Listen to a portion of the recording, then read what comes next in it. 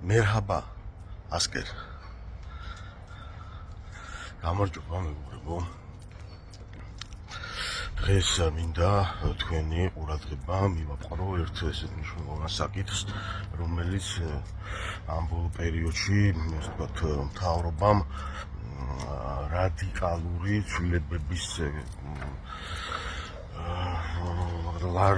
ცვლილებები, ასე ვთქვათ, განახორციელა ამ სფეროში. ეს არის ნარკოპოლიტიკის თემა. ანუ არ ვისაუბრებ ამჯერად საკუთრივ ნარკოპოლიტიკის რაღაც სიმკაცრეზე და სიმსუბუქეზე, სხვა დროს ვისაუბროთ ამ ყველაფრის მიზეზებზე, ისე ზოგადად მინდა აღნიშნო, რომ ეს საკითხი არის ჩვენი საზოგადოების სოციალური კიბო, ნამდვილად, ეს არის ჩვენი საზოგადოების სოციალური ონკოლოგია, პირდაპირი მნიშვნელობით, რომელიც ჭამს ჩვენს საზოგადოებრივ სხეულს შიგნიდან, ანადგურებს მას პირდაპირი მნიშვნელობით. ანუ მე სიმართლე გითხრათ, არ მქონია, არ მაქვს უშუალოდ ნარკოდამოკიდებულ ხალხთან იმ მიმართულებით შეხება, რა მიმართულებითაც საქმიანობა ამ მომენტში. ანუ რაღაც ტრენინგების მხრივ არ მაქვს ნარკოდამოკიდებულებთან, თუმცა შეხება მაქვს და მქონია და მითანამშრომლია სხვადასხვა ორგანიზაციებთან ამ მიმართულებით, ანუ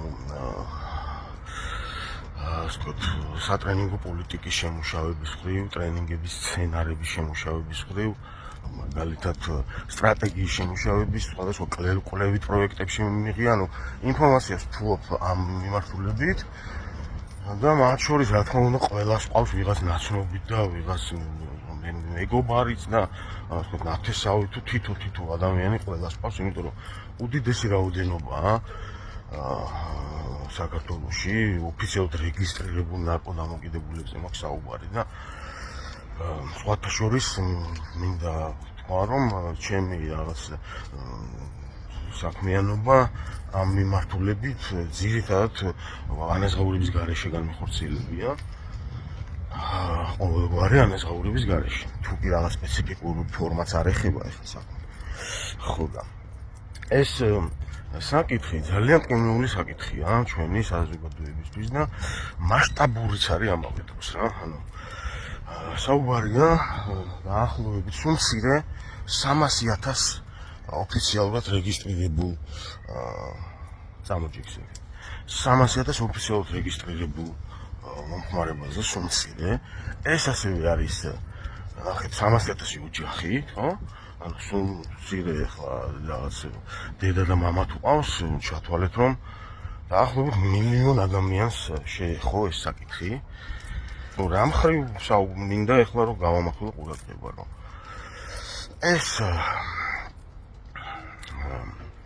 ეს პრობლემა რატო წამოიჭრა ახლა არჩევნების მერე 2024 წლის საპარლამენტო არჩევნების მერე წამოიჭრა ეს საკითხი და საერთოდ ამ საკითხისთან მიმართებაში კიდევ მინდა ესეთი რაღაც ვთქვა, რომ ჩვენ საზოგადოებაშია თვითონ კიდევ მენტალური პრობლემა ამ მიმართულებით და იცით რომელია? აი ყველაზე დიდ ერთ-ერთ სერიოზულ პრობლემად, მე მაგალითად როგორც ფსიქოლოგს, სულ მცირე ფსიქოლოგიით დაკავებული ადამიანის კუთხით რომ მიმსჯელოთ, მინდა გამოვყო ესეთი თემა, რომ თვითონ საზოგადოებაში არ არის ერთმნიშვნელოვანი შეხედულება, მაგალითად ისეთი ნარკოტიკის მოხმარების მიმართ, როგორც არის მარიხუანა. ანუ მარიხუანის სისტემური მომხმარებლები არ თვლიან საკუთარ თავს ნარკოდამოკიდებულებად და ნარკომანებს ეძახიან მხოლოდ იმათ, ვინც თითქოს და რაღაც ძიმე ნარკოტიკს მოიხმარს და ასე შემდეგ. ანუ ძიმე ნარკოტიკი და მსუბუქი ნარკოტიკის დაყოფა კი შესაძლებელია, რა თქმა უნდა, მაგრამ ნარკოტიკის რჩება ნარკოტიკად, ხო? ანუ არ აღიქვამენ საკუთარ თავს, ასე რომ სისტემურად ვინც მოიხმარს მარიხუანას, ნარკოდამოკიდებულია ეს ადამიანის. საუბარი მაქვს სისტემურად, ეხლა ნადიდგორალი და ნაშამფორალი ხალხი ვინდით უნდა გაგვაკვირვოს, მაგრამ ესეთი მიმართებით ანუ აღიარების პრობლემაა,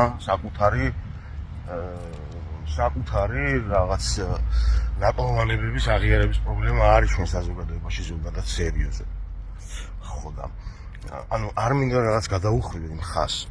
მთავრობამ, ესე იგი 20-24 წლის არჩევნების შემდეგ გადაწყვიტა, რომ გადაწყვიტა კი არა და გაანალიზა ჩემი აზრით, ანუ რატომ მოკიდეს ამ პრობლემას ხელი, ამ ხალხს, რატო გაყარეს ქალაქ გარეთ და ასე შემდეგ, ანუ 13 წელია პირიქით შვებოდნენ და ეს რადიკალურ ცვლილებებზე მაქვს საუბარი, რადიკალურად რატომ მოხდა. თორე ასაგებია ხო რაღაც ცვლილებებს, რომ საჭიროებდა კი არა და სერიოზულ ცვლილებებს საჭიროებდა, მაგრამ საჭიროებდა სისტემურ, შიგნით და არა ესეთი ფორმატით, იმიტომ რომ ამ ხალხმა საბარაუდოდ მე ესე მგონია, რომ არ მისცა ხმა ოცნების, ანუ არ მიიღო მონაწილეობა, განამისი მომხრე არ არის, უბრალოდ დაიკიდა ეს არჩევნები ამ ხელა სეგმენტმა. და ეს რომ გამოვლინდა 20-24 წლის არჩევნების ანალიზის შემდგომ, გადაწყდა რომ რატომ არ დაგვიკიდეს ამათმა, იმიტომ დაგვიკიდეს რომ ამათ ყველაფერი აქვთ, რა სჭირდებათ. ყველაფერი აქვთ და თუნდაც ის რაღაც ანუ გასაგებია რომ უნდა იჭერდნენ კიდევაც და დასჯადი უნდა იყოს ეს გაყიდვა და რეალიზაცია და ეს ყველაფერი და კარგი ამ მიმართულებით რომ ვიღაც წული რეალიზატორებს ხელი მოკიდა პოლიციამ ბოლოს და ბოლოს, მაგრამ ქვეყანაში მოქმედებს ისეთი დიდი მასშტაბური სარეალიზაციო ქსელი ხალხო, ვინც არის ეტეპოს უბრალოდ ვერ წარმოგიდგენიათ ეს რა ხელა მასშტაბებს ეხება, რა მასშტაბების რეალიზაციაზეა საუბარი, რაღაც საშინელი ნარკოტიკი რო იყიდება, რომელიც არასდროს არ ყოფილა საქართველოში და ეს ბოლო წლებია, აი ჩვეულებრივი მაღაზიებია ამ ტელეგრამში და იმაში, ძალიან დიდი პრობლემაა ეს. ხო და ამას კი არ ეხება, ანუ ვთქვით, იქ ქალაქგარეთ გაყარეს ეს ხალხი გამწარდა რეალურად, ეს ხა რომ ვაკვირდები უბრალოდ სიტუაციას რა შეიცვალა ის რომ ეს ხალხი გამწარდა და აგინებს ყველა ოცნებას, აი ეს 300,000 კაცი რეალურად აგინებს ეს ხალხი, მაგრამ ოცნებამ მიფიქრა რომ ესე იგი მოდი ამ ხალხს მოვკიდოთ ხელი და გავაკონტროლოთ, ანუ ასე წავართოთ ის რაც აქვთ ეს კომფორტი და შემდეგ რაღაც გამოვიყენებთ უფრო მეტად, ანუ ჩვენ ხელში მაინც იქნებიან. ხთებით რას ვამბობ, ანუ ეს გადაწყვეტილება იყო პოლიტიკური და არა სოციალური საჭიროებიდან გამომდინარე. კი, რა თქმა უნდა, მიაბა ოცნებამ ამას, მიაბა ისიც რომ ესე იგი რაღაც ღირებულებებით სპეკულირება ამ საკითხს, რომ ისი რა ჩვენ ღირებულებებს ვფრთხილდებით და ასე შემდეგ. მაგრამ სინამდვილეში თუ ღირებულებებს ვფრთხილდებიან, მაშინ მოსპონ ის ტელეგრამ რეალიზაცია სისტემური, რაც ქვეყანაში დღეს რა ვიცი, უბედურება ხდება რეალურად. ხო და ანუ ეს ინდიკატორებზე ვსაუბრობ, რატომ არ არის ეს სოციალური პოლიტიკის საკეთილდღეოდ გაკეთებული ნაბიჯი და რატომ შემოუბრუნდა ეს საკითხი ოცნებას საპირისპიროდ, რაც გათვლილი ჰქონდათ სავარაუდოდ. ანუ მათ ერთ-ერთი ეს მომენტია, რომ ოცნება არ თანამშრომლობს იმ ორგანიზაციებთან, რომელიც ადიქციასთან მუშაობს. არ თანამშრომლობს ამ ხალხთან. არ ითვალისწინებს მათ და წარმოდგენა არ აქვს იმ ხალხს, ვინც ეს გადაწყვეტილება მიიღო, რა არის თანა დამოკიდებულება. ანუ წარმოიდგინეთ ის ხალხი, რომელიც ქუჩაში ასე იგი ასე ვთქვათ, ცუდად აღიქვამს, ანუ იძახის რომ ამ მთავრობის დედავატირე რომ თქვენ რომ ამდენს მისუფლებას გაძლევთ, ხო? აი ეს ხალხი ვინც აი ნარკომანების დანახვას ესე იძახის, პოტენციურად არ არის ოცნების ამორჩეველი ისედაც.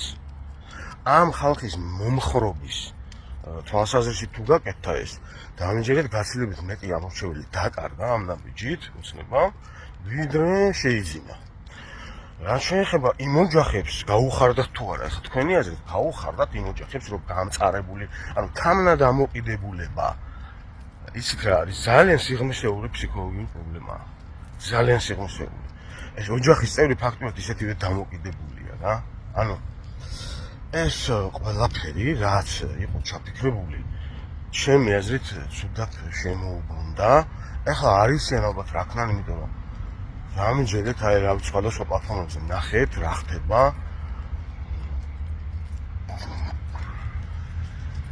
წევლიან და ლანძღავენ ეს ნარკოდამოკიდებული ხალხი ამ რომელსაც აყარეს რაც გაუმკაცრეს, ანუ სხვანაირი ხელმისაწვდომობა ჰქონდათ ამ ჩანაცვლებით თერაპიებზე. ჩანაცვლებით თერაპიის პრეპარატებზე რა, უფრო ადვილი და გასაგებია ეს რომ სხვა კონტროლის ქვეშ უნდა იყოს, მაგრამ ეს კი არ უნდა პრეპარატებზე წვდომა კი არ უნდა შეუსრულონ ამ ხალხს. ამ ხალხს ნორმალური ფსიქოლოგები უნდა ყავდეს იმ დაწესებულებებში, რომლებმაც ძირითადად წლების მანძილზე ჩაუბეჭდეს ამ ხალხს ტონში, რომ თურმე არ არსებობს ყოფილი ნარკომანი და მთელი ცხოვრება, ანუ დააღუპეს ადამიანების სიცოცხლე დაუღუპეს ხალხს, მართლა დაუნგრიეს იქაურმა ადგილობრივმა ფსიქოლოგებმა ჯერ მარტო ტერმინოლოგია არ აქვს შესაბამისი. ძალიან შეიცვალა ბოლო 10 წლეულებია მსოფლიოში ამ ნარკოპოლიტიკის მიმართ ხარისხი გაუმჯობესდა, ხარისხი. და ამ ხალხმა ვერ გააკეთა ეს, იმიტომ რომ აი რაღაც იქაც რაღაც სექტანტური ეს არის სხვა ფსიქოლოგებს არ უშვებენ და ასე ვთქვათ იქ მისულ ადამიანებს ცდილობენ რომ ასე ვთქვათ ფსიქიკა დაუნგრიონ პირიქით რა, იმის მაგივრად რომ ღმერთის წყალობით არის ეს ორგანიზაციები, რომლებიც მუშაობენ ამ ხალხთან და ამ მიმართულებით და ვიმეორებ მე მაგალითად ყოველ გავარი ანაზღაურების გარეშე მიიღია მონაწილეობა სხვადასხვა სახის აქტივობებში და ანუ ამ საკითხებზე შემდეგ ვისაუბრებ, მაგრამ ეხლა თუ ხდებით თუ ძალიან ისეთი ხაზი გადის და რომელიც მინდა დაგანახოთ რა, რომ რანაირად უჭირს ამ ხალხს რეალურად ოცნება. მაგრად გიჭირთ რა, მაგრად გიჭირთ სტრატეგიაში, მაგრად გიჭირთ, ანუ ამაზე მეტის შეთავაზება საზოგადოებისთვის არაფერი შეგიძლიათ, რომ აი ჩვენ ეხლა ნარკოდამოკიდებულებს იმაში გავუშვებთ ქალაქგარეთ შენობებში. ეს არის ის რა მაქსიმუმები, მაგრამ ის სეგმენტი, რომელიც თქვენ გათვალეთ, ხო? ის რაოდენობა ხალხის თქვენ ვერ გათვალეთ ძალიან ბევრი ნიუანსი. ანუ სცენარისტებმა შეცდომაში შეგიყვანეს ამ სტრატეგიის აშკარად დიდი შეცდომა მოხდა, იმიტომ რომ ვიმეორებ ქუჩაში ის ხალხი, ვინც ანუ იდეოლოგიურად არ არის თქვენი მომხრე, ის ხალხი, ვინც ვერ მეგობრობს აი ამ ნარკოდამოკიდებულ ხალხთან, ამ ხალხს თავისებური უმეტესობას ცხოვრების სტილი აქვს თავისებური, ასე ვთქვათ, სხვა სეგმენტია საზოგადოების სოციალურ-ფსიქოლოგიაზე ვსაუბრობ, ხო? ხო და იმ ხალხს, ვისაც ეს არ მოწონს, ეს ყველაფერი არანაირ მაგით ვერ მოიმხრობთ თქვენ. ეს შეცდომა არის, რომ თქვენ ეს გააკეთეთ, იმიტომ რომ მაგრამ ეს ნაბიჯი უკვე გადადგმული აქვს, ასე რომ ვერაფერი არ ეშველება, ხა უხახო დააბრუნდეთ ამას. მე უარეს მოგთხოვენ ეს. ბევრ ხალხს აწევს ძალიან ბევრ ოჯახს სერიოზულ ხალხი თუ რავს იკლავს, რა ვიცი, ოჯახები ინგრევა, ცხოვრება ინგრევა. აი სასწაული პრობლემაა ეს საზოგადოების და ასე ვუცებ ამაზე ხელის მოკიდება, იმიტომ რომ წინა არჩევნებში არ გამოდგა ეს დაიკიდა ამ ხალხმა, ამ სეგმენტმა დაიკიდა ეს წინა არჩევნები. ანუ რა პროცენტის უნდა მისულიყო ამ სეგმენტიდან ხმები არ მივიდა. იმიტომ რომ აღარ არის ის სიტუაცია, რაც ადრე იყო.